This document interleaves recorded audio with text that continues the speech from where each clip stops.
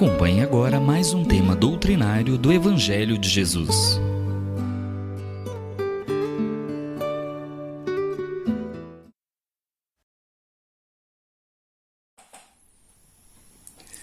Olá, boa noite. Hoje nós temos a incumbência de falar sobre o capítulo 4, itens 18 a 23 do Evangelho segundo o Espiritismo, sobre os laços de família fortalecidos pela reencarnação e quebrados pela unicidade da existência. É um tema interessante, como todos o são, do Evangelho segundo o Espiritismo, mas esse tem um sentido muito interessante porque é um assunto que sempre balançou o meio religioso, que foi tema de muita discussão entre os teólogos, naturalmente, filósofos. É um tema muito chamativo.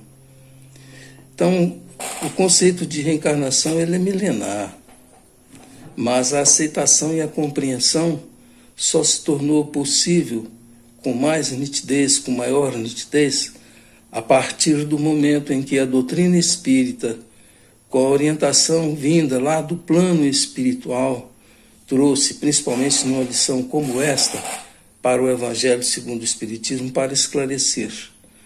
Um dos argumentos naturais seria o de que a existência única, então, por falta de conhecimento, a reencarnação seria algo que se estaria contrapondo a própria inteligência do Criador, porque estaria quebrando laços de família, justamente a família que é o maior dos institutos, dentro da inteligência humana, das conquistas sociais do ser humano.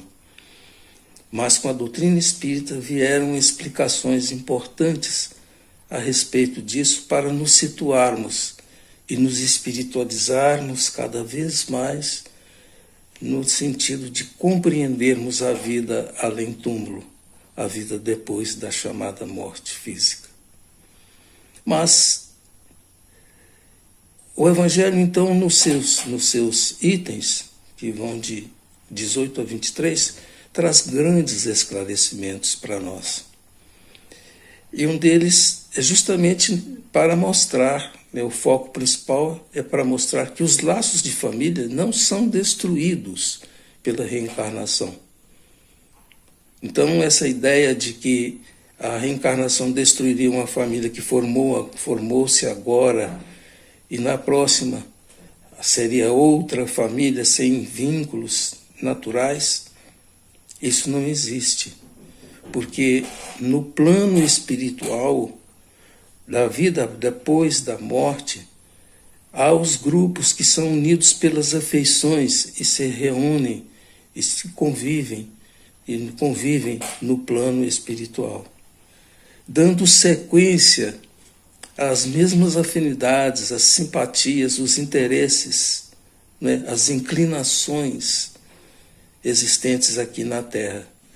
Então, é muito interessante observarmos que o conceito de família que faz parte da inteligência do Criador, ou seja, quando a gente analisa sobre família, a gente observa que foi a forma com que o Criador encontrou justamente para manter essa cultura de desenvolvimento entre os seres. É por isso, então, que desde os reinos inferiores, para a manutenção e preservação destes seres, isso é possível através da família. É por isso que nós vamos encontrar a família das abelhas, a família das formigas, e em todos os reinos viventes, para todos os seres, a família sendo o sustentáculo para a continuidade das conquistas destes seres. E estes seres continuam em reencarnações, ou seja, uma família existe agora e no plano espiritual depois se reúne novamente e através de projetos reencarnatórios vão trabalhando em conjunto para o aperfeiçoamento de todos. Então é assim que acontece. Os depoimentos hoje melhor aceitos por essa comprovação irrefutável da vida depois da morte, as comprovações que existem das experiências vivenciadas, principalmente pelas obras de André Luiz, hoje estudadas em universidades, por exemplo, hoje aceitos por uma grande cúpula de cientistas, então já começam a compreender essa sequência natural da vida. Depois das comunicações que vieram, extraordinárias, que balançou o mundo e que está chegando em países onde não chegavam hoje em dia, das comunicações de familiares desencarnados, de muitos livros, estão tornando esse assunto mais fácil de ser entendido, porque isso é muito importante. Então, na medida em que estes seres, formando os seus grupos, a família dando a ela continuidade, quanto menos se ligarem à matéria, mais vivas estas afeições. O que é isso? Aquilo que é real não é necessariamente, não pode ser, aliás, vindo exclusivamente da paixão. Então, quando os grupos se reúnem, as atrações se reúnem, não simplesmente por sensualidades ou interesses particulares outros, mas pelas afeições da alma. Então, essas famílias vão crescendo, os elementos familiares vão crescendo à medida em que esta família vai se voltando para as realidades do espírito e vão se transformando através do amor ao próximo. Então, isto é importantíssimo para a nossa compreensão. Mas é bom lembrar que, ocasionalmente, reencarnam espíritos que não são afins, que têm inclinações diferentes, inclinações diversas daquela comumente vigente no grupo familiar. Então, isso é natural, porque a reencarnação é também um laboratório, a encarnação é também um laboratório para melhorar os relacionamentos, permitindo então que criaturas que não são necessariamente, que não vinham com as experiências do grupo familiar, reencarnem, sendo para alguns provas e para alguns outros adiantamento. Então esse fato ele é muito interessante e comprovado através de vivências que nós conhecemos. É muito comum a gente histórias de vida em que o filho adotivo, que em princípio é como se chegasse, e muitas vezes ele é um espírito um pouco diferente mesmo, mas é ele que depois vai tomar conta dos pais, diferentemente dos seus irmãos adotivos, que são consanguíneos àqueles pais. Então, são situações desse tipo. Mas também há situações em que o espírito vem exclusivamente com uma condição melhor do que o próprio núcleo familiar, e ele vem, então, com a capacidade de poder orientar e ser aquele modelo. A gente vê isso em famílias. É interessante isso. Então, a gente observa que tudo dentro da inteligência do Criador e dando oportunidade para o nosso desenvolvimento moral, o nosso desenvolvimento espiritual. Porque aí as antipatias, por exemplo, vão se depurando, porque os maus vão melhorando com o auxílio dos bons. Então, muitas vezes, pode ser na seguinte situação: o espírito reencarnante vem para que a família o modifique, mas também pode acontecer que ele venha encarnado numa família para modificar essa família.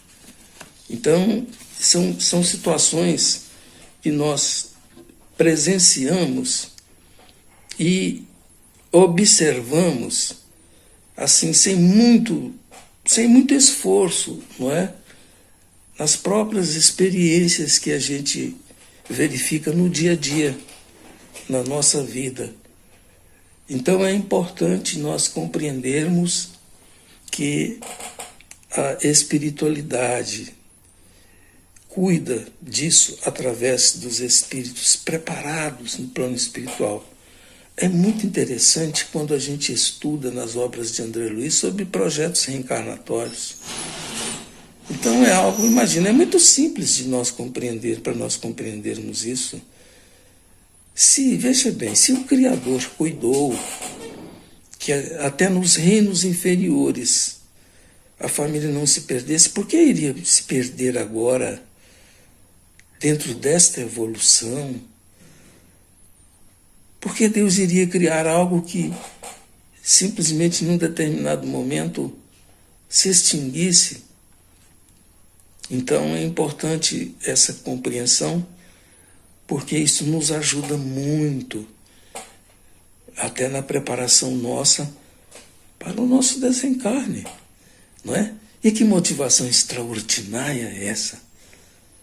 Nós precisamos ter a mesma, guardar na nossa alma, a segurança que Deus quer que nós tenhamos para imprimirmos na nossa vida essa convicção na vida futura de uma forma diferenciada. Mas é interessante que em meio a toda essa realidade, né, vamos dizer assim, e para aqueles que sempre que se contrapuseram ou quiseram realmente, ou com dificuldades de compreender, não é? E quando começa a compreender, aí já vem com algum questionamento diferenciado. E um questionamento para muitos é o de que, pelo aumento indefinido da parentela, então a pessoa apegada à sua família imagina, não é, que a reencarnação seria um fator que estaria quebrando esses laços da família, porque apareceriam outros e mais outros e mais outros nessa eternidade toda, não é? Então, eu até gostaria de trazer aqui, se me permitem, com relação a isso, para entender melhor do que eu estou falando. Eu tive a bênção de ser evangelizado desde os 6 anos de idade. E não me lembro muito bem com que idade eu estava, talvez fosse ali pelos 9, 10 anos. E a tia, eu faço uma confusão, não sei qual das tias, por isso que eu não vou nem citar o nome, não lembro mais qual das tias. Eu tive umas 3 tias de evangelização, na cidade de Monte Carmelo, Centro Espírita Humildade, Amor e Luz. Então, um dia, por tudo que eu tinha aprendido da minha tia, eu cheguei em casa preocupado. E cheguei e perguntei à minha mãe: mãe, a encarnação existe, né, mãe? E começamos a conversar, e aí, num determinado momento, eu perguntei para ela. E eu perguntei, me lembro, com a alma muito, assim, eu estava muito preocupado. Aí eu perguntei para minha mãe: mãe, mas você continuará sendo a minha mãe sempre, né? Eu não imaginava, pelo amor à minha mãe, que outra mãe pudesse substituí-la. Não imaginei desse jeito. Eu imaginei desse jeito que não aceitaria, né, que minha mãe fosse outra. E que tudo se perdesse. Pensei nos meus irmãos. E a minha mãe, sabiamente, talvez eu não saiba reproduzir diretamente toda a explicação dela, apesar que foi tão importante para a minha alma, que eu jamais esqueci e que me auxiliou muito nesse desvendamento, e para eu já naquela idade, como criança, já interpretar o mundo espiritual como uma bênção divina de preparação e sequência da inteligência do Criador em torno das reencarnações. Porque a minha mãe me dissera: meu filho, na medida, mais ou menos assim, talvez não reproduza as palavras delas diretamente. Então, na verdade, com as palavras dela, ela me explicou que a vida continua e que era muito mais do que a gente imaginava. E que a gente teria várias encarnações. E que se uma família é algo abençoado, a família cresce cada vez mais. E que se eu amava a ela e amava aos meus irmãos, amava o meu pai, eu iria amar a todos da mesma forma na medida em que eu fosse crescendo. Então que essa alegria, essa felicidade seria multiplicada, multiplicada e cada vez mais multiplicada. Lembro dela explicar isso, que isso chamaria de uma coisa universal, uma coisa que é de Deus e cresce aproximando de Deus, é tudo dentro dessa coisa universal. Só sei que ela fez de um jeito que me encantou muito. Eu fiquei mais apaziguado, porque entendi que eu não a perderia, mas que sim, eu deveria compartilhar com muitas e muitas outras situações. E que não significaria que no plano espiritual, né, e na vida comum aqui na Terra, nós teríamos que ter 10 pais, 20 pais, ou não necessariamente. Então, que nós devemos nos apegar a isso. Então, o Evangelho fala a respeito disso também. Mas vamos analisar, porque a lição do Evangelho nos leva a isso, como seria sem a reencarnação. Então, vamos imaginar isso. Primeira coisa seria a anulação da pré-existência da alma. Se nós somos alma, como justificar, então, a nossa própria existência? Porque como seria, então, essa reencarnação? Seria, então, sem a existência, a pré-existência da alma para estar aqui ingressado no corpo. Então, o que seria de nós? Corpo exclusivamente? Uma massa sem pensamento? Coisas desse tipo? Então, esse é um argumento interessante para a gente analisar. Outro argumento: não haveriam afeições, simpatias nos grupos familiares, porque simpatia, afeição, a afeição familiar ela é bem maior normalmente. Os sentimentos em família são muito maiores para que haja uma conjugação de interesses. E a gente vê afinidades diversas em grupos familiares justamente por vivências do passado. E essas afeições tão impressas em cada um, não existiria, não é? Não existiria essa simpatia no grupo familiar. Porque isso fica claro que é como se fosse uma cultura de afeições criadas antes, para que haja essa simpatia, para que haja essa afeição, não é? Então, é interessante isso, e não haveria possibilidade dos resgates advindos da justiça divina. Então, aí, veja bem, qual seria, como que o Criador teria, qual o mecanismo que o Criador teria para poder ser justo? Se dentro de família há injustiças, haveria necessidade de, depois, em outro momento, depois de uma vida vivida, haver a oportunidade, então, dos reencontros, onde a encarnação fosse um projeto em que alguém normalmente estivesse resgatando com relação a outra pessoa. É por isso que a gente vê dentro de família criaturas que se veem em situação de resgate, de reeducação, vamos dizer assim, tendo que tomar conta de alguém que ela desprezou no passado. Muitas vezes, aquele que se torna o cuidador mais zeloso, que passa a esquecer-se de si mesmo para cuidar de alguém com Alzheimer, é porque tem um motivo. E é através, então, da encarnação que une essas famílias, mesmo que seja numa situação provatória, numa situação de provação, mas fazendo com que as pessoas estejam ligadas umas às outras. Não é? E como seria o futuro? Imaginemos isso. Como seria o futuro? Uma só existência anularia o progresso da humanidade, porque cultura é fruto de experiências vivenciadas no passado e que a pessoa traz dentro da sua índole, das suas vocações, para fazer crescer.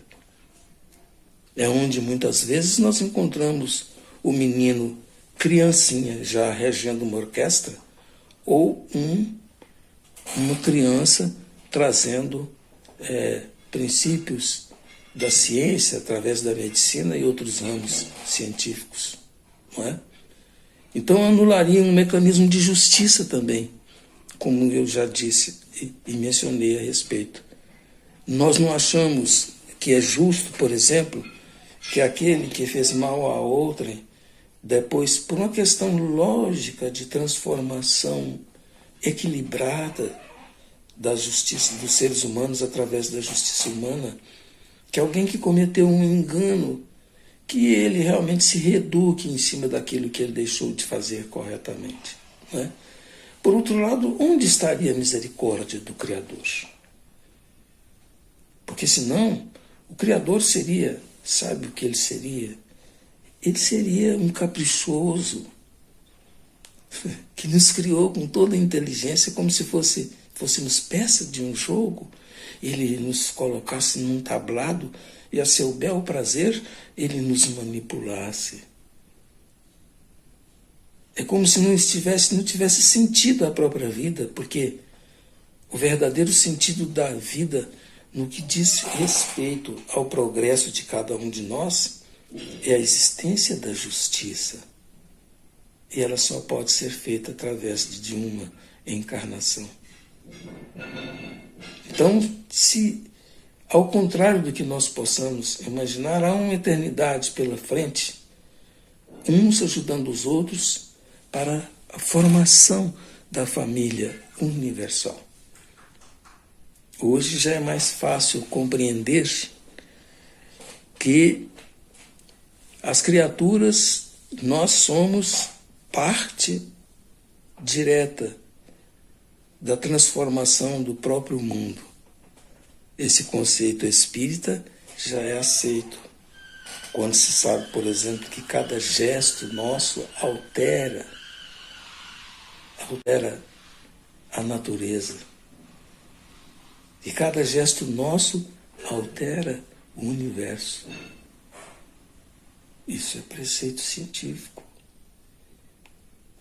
Então, se é assim, cada vez que nós reencarnamos, temos uma oportunidade sagrada dessa transformação. E Deus escolheu-nos num laboratório divino que é o lar, que é a família.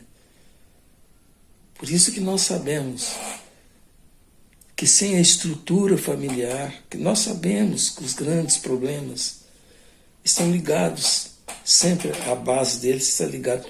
Nós podemos ter os maiores sistemas educacionais dos governos, mas a educação do lar, ela é inigualável. E isso só é possível pelo conceito da família e por um projeto sábio que antecede as nossas vidas aqui na Terra.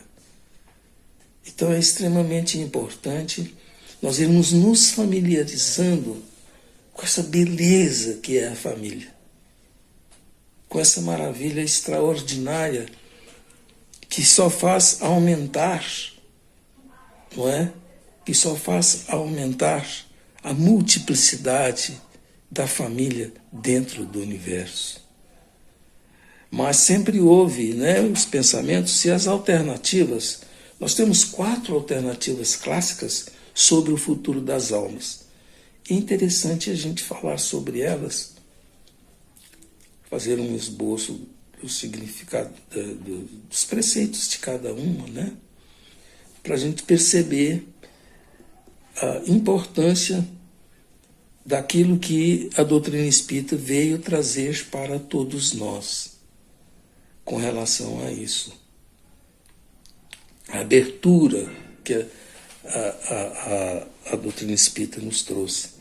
Então, as 4 alternativas clássicas, nós poderíamos resumi-las assim, que seria a teoria do nada, ou seja, depois da morte, nada entra, vamos dizer assim, nada a explicar, é como morreu, acabou e pronto. É uma teoria materialista, mas que peca pela falta de argumento, pela falta de lógica, porque não suportaria nenhuma contra-argumentação. Então a teoria do nada confronta com a nossa própria razão. Como nada?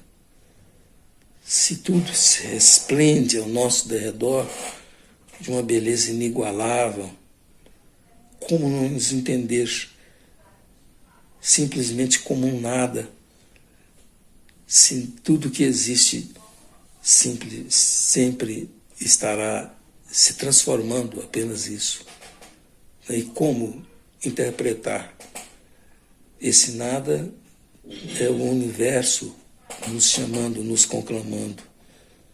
E essa teoria teria que avançar realmente, porque depois surge uma outra teoria, que seria a teoria de que tudo volta a uma força criadora.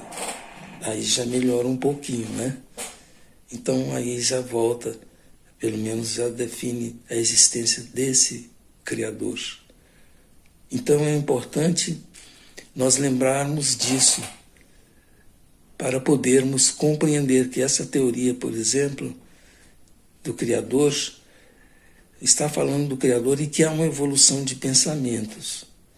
Então a primeira, nada, então nada a esperar dela.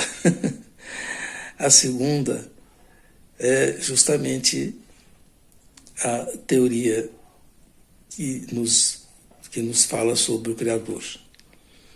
A terceira, ela é uma teoria também nessa evolução ideológica, nessa evolução de pensamentos. Ela é interessante, porque ela alia o Criador a nós. Aí já faz uma referência interessante, né, a respeito da nossa evolução depois da morte, do nosso destino, da destinação depois da morte, porque ela estabelece uma ligação nossa com o Criador, tentando buscar uma justiça, um elo de justiça. Então é a teoria do céu e do inferno, defendida pela Igreja, criada pela Igreja.